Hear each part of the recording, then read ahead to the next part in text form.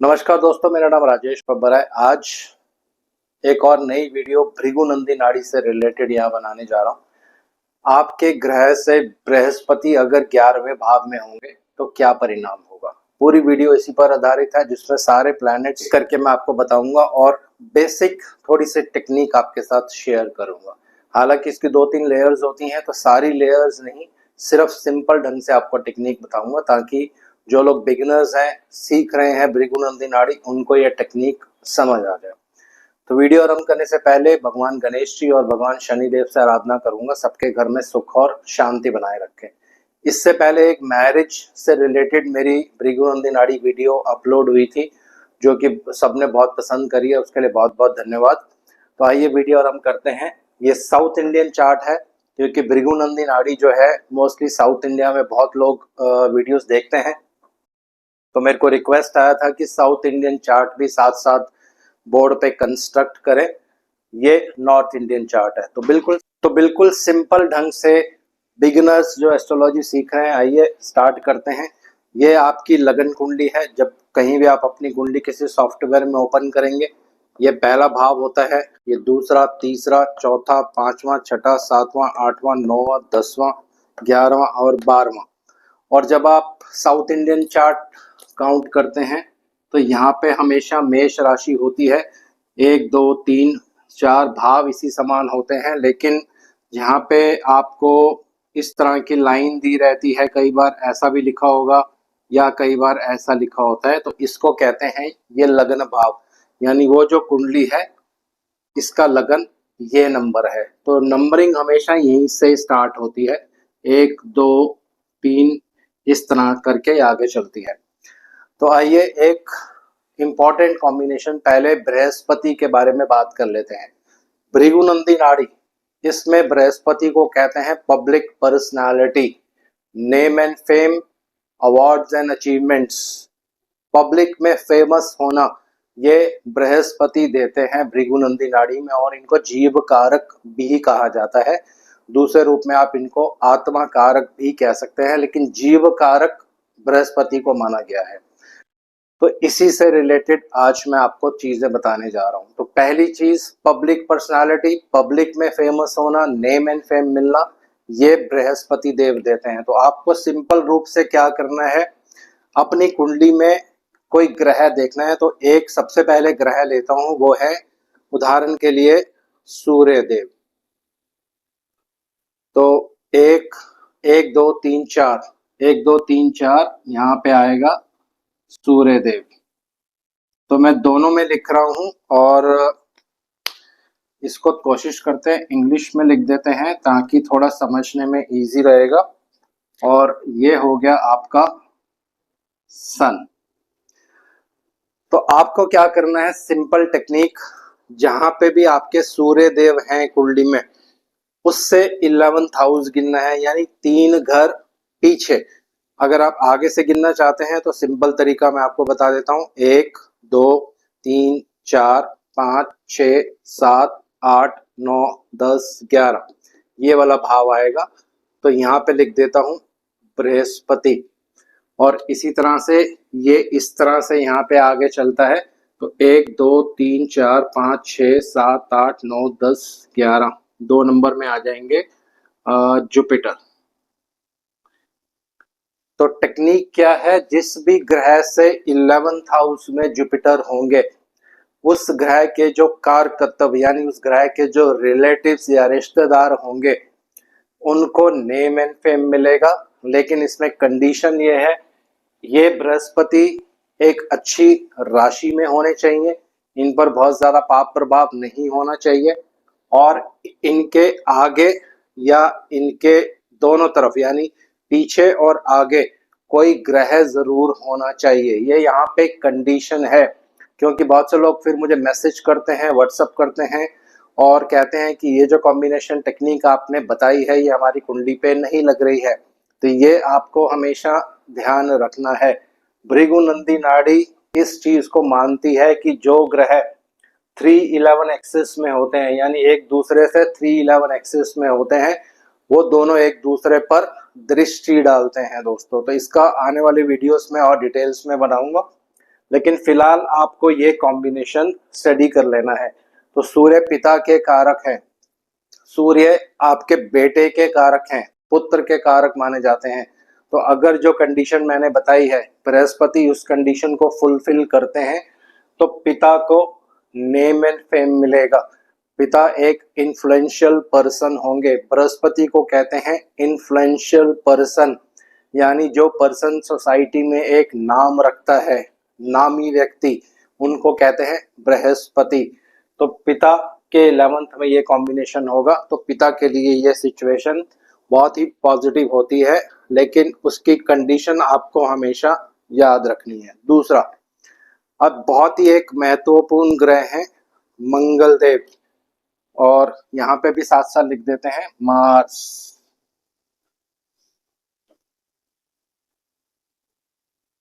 देखिए यहाँ पे मंगल देव नीच के हैं, उसके बाद भी कोई इनको फर्क नहीं पड़ेगा क्योंकि ये कॉम्बिनेशन है। तो मंगल देव को कहते हैं भृगुनंदी नाड़ी में हस्बैंड के कारक। अगर आप फीमेल कुंडली देख रहे हैं तो हस्बैंड के कारक मंगल देव होते हैं। अगर आप नॉर्मल कुंडली देख रहे हैं, चाहे वो मेल कुंडली है या फीमेल कुंडली भी है और वो फीमेल अनमैरिड है, तो मंगल देव को कहते हैं younger brother, first younger brother, पहला जो छोटा भाई होता है उसको मंगल देव कहते हैं। लेकिन अगर आपके ब्रदर नहीं है तो फिर आप यहाँ पे कजन ब्रदर भी ले सकते हैं। ये दोनों ऑप्शंस यहाँ पे यूज होती हैं। तो ये हो गया मंगल से 11th हाउस में बृहस्पति, यानी आपके जो ब्रदर होंगे एक नेम एंड फेम वाले पर्सन होंगे, जैसे मैंने आपको पहले बता दिया। सब्जेक्ट टू कंडीशन, बृहस्पति के आसपास कोई ग्रह जरूर होना चाहिए और इन बृहस्पति पर अशुभ प्रभाव नहीं होना चाहिए और एक अच्छी राशियों में ये कॉम्बिनेशन होना चाहिए। राशियां कई बार मैटर नहीं भी करती हैं, अगर खराब राशि में भी कॉम्बिनेशन होगा तो भी ये रिजल्ट दे देता है, लेकिन आप कोशिश करिए कि इस कॉम्बिनेशन को उसी तरह से रीड करिए। मंगल भूमि के कारक हैं, लैंड एंड प्रॉपर्टी। इस भृगुनंदी नाड़ी में मंगल देव को लैंड एंड प्रॉपर्टी कहा जाता है। आपका मकान या आपका प्लॉट, दोनों चीजें यहाँ से इंडिकेट होती हैं। तो अगर आपकी कुंडली में ये कॉम्बिनेशन है तो लैंड एंड प्रॉपर्टी से भी आपको बहुत इनकम होने का योग है कुंडली में, क्योंकि बृहस्पति आपको नेम एंड फेम देते हैं तो ये इनकम भी देते हैं। तो मंगल से 11th में अगर बृहस्पति हैं तो ऐसे व्यक्तियों के पास अपार धन संपदा, प्रॉपर्टी, ये सारी चीजें होती हैं। तो अब आगे चलते हैं। अगर शुक्रदेव यानी वीनस से 11th में बृहस्पति होंगे। वीनस आपकी छोटी सिस्टर हैं भृगुनंदी नाड़ी में, वीनस आपकी आंटी हैं और वीनस आपकी वाइफ भी हैं, और वीनस जितनी भी फीमेल्स आपके रिलेटिव्स होती हैं उनको इंडिकेट करता है। तो उनमें से एक पर्सन नेम एंड फेम वाला पर्सन होगा, यानी कोई आपकी सिस्टर बहुत नेम एंड फेम वाली पर्सन होंगी या एक गवर्नमेंट ऑर्गेनाइजेशन में काम करती होंगी। बृहस्पति जैसे मैंने आपको पहले बताया ये एक इन्फ्लुएंशियल पर्सन है, यानी नेम फेम वाले पर्सन, तो ये गवर्नमेंट से भी रिलेट करता है। या आपकी जो वाइफ होंगी वो एक नेम फेम वाली पर्सन होंगी, जहाँ पे वो काम करेंगे, बहुत ही अच्छी पोस्ट उनके पास होंगी। कंडीशंस आपको हमेशा याद रखनी है। अब बात करते हैं चंद्रदेव, मून। और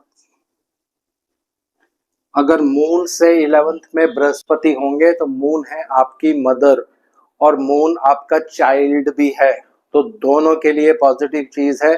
मदर एक इन्फ्लुएंशियल पर्सन होंगी या मदर एक बहुत अच्छी जगह पे काम करती होंगी जहाँ पे उनका एक नेम एंड फेम, एक रुतबा होगा। इसी तरह से चाइल्ड, मदर और चाइल्ड, क्योंकि मून को चाइल्ड भी कहते हैं, तो कोई ना कोई चाइल्ड आपके फैमिली में ऐसा कोई बच्चा जन्म लेगा जो आने वाले समय में नेम एंड फेम कमाएगा या उसकी वजह से फैमिली को नेम एंड फेम मिलता है। तो अब बात करते हैं बुधदेव। बुधदेव को नाड़ी में, भृगुनंदी नाड़ी में कहते हैं सेकंड वाइफ, और बुधदेव को कहते हैं एजुकेशन, आपका माइंड, और यंगर ब्रदर और younger sister, cousin brother, cousin sister, और ये आपके कजन अंकल्स। तो बुध देव के 11th में जब बृहस्पति होंगे तो आपको अपने एजुकेशन से, इंटेलिजेंस से नेम एंड फेम मिलेगा, या आपके कोई यंगर सिस्टर या यंगर ब्रदर भी, क्योंकि बुध देव यंगर ब्रदर को भी इंडिकेट करते हैं नाड़ी में, उनको नेम एंड फेम जरूर मिलता है अगर ये कॉम्बिनेशन है, और साथ में जो कंडीशंस मैंने आपको बता दी हैं। और भी बहुत सारी चीज़ों को बुधदेव इंडिकेट करते हैं, लेकिन सारी चीज़ें यहाँ पे मैं नहीं ले रहा हूँ। अब रह गए शनिदेव, सैटर्न। ये बहुत ही एक इम्पॉर्टेंट कॉम्बिनेशन है। अगर किसी भी कुंडली में आप ये देखते हो शनि से, यानी शनिदेव से 11th में बृहस्पति होंगे, तो व्यक्ति की जो जॉब होती है बहुत ही रिस्पेक्टेबल होती है और एक बहुत अच्छी पोस्ट पे पर्सन काम करता है, लेकिन उसमें कंडीशंस जो मैंने बता दी ये फुलफिल होनी जरूरी है। ऐसे अगर राहु से 11th में बृहस्पति होंगे तो आपके जो ग्रैंड फादर वो एक नेम एंड फेम वाले पर्सन होंगे।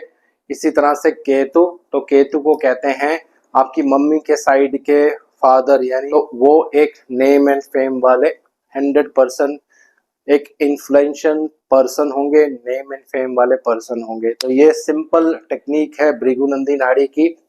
ये दूसरे ढंग से भी आप यूज कर सकते हैं, कैसे वो भी थोड़ा सा मैं डिटेल्स में भी यहाँ पे आपको बताता हूँ।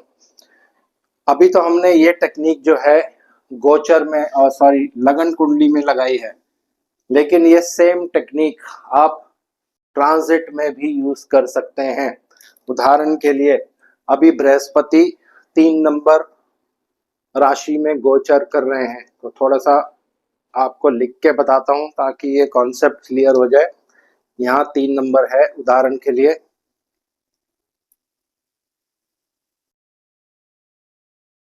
यहाँ 3 नंबर लिख लेते हैं, और बृहस्पति अभी यहाँ पे गोचर कर रहे हैं। ये गोचर के बृहस्पति हैं, लगन कुंडली के बृहस्पति नहीं है। तो हमें क्या करना है, कोई भी ग्रह अगर आपकी कुंडली में कहीं भी प्लेस्ड है, लेकिन अगर बृहस्पति उससे 11th में आ जाते हैं, तो उदाहरण के लिए उदाहरण ले लेते हैं। यहाँ पे लिखते हैं 4, यहाँ लिखते हैं 5, और यहाँ लिखते हैं सूर्यदेव। तो सूर्यदेव पर उंगली रखेंगे, 1 2 3 4 5 6 7 8 9 10 11।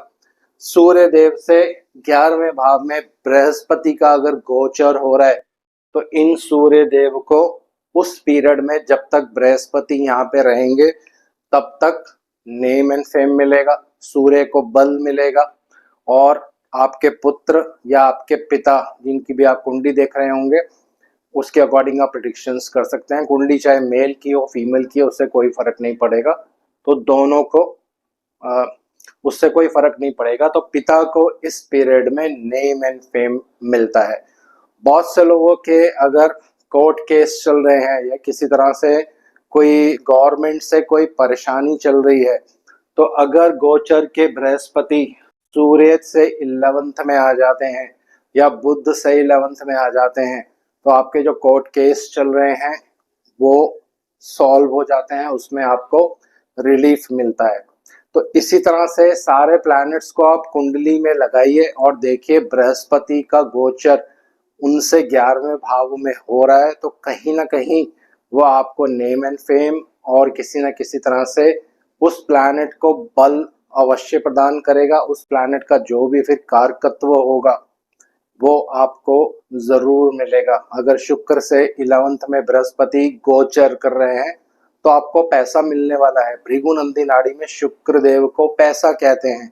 जिनकी मैरिज नहीं हो रही है, अगर शुक्र से 11th में बृहस्पति गोचर में आ जाते हैं तो मैरिज होने के बहुत ज्यादा चांसेस होते हैं।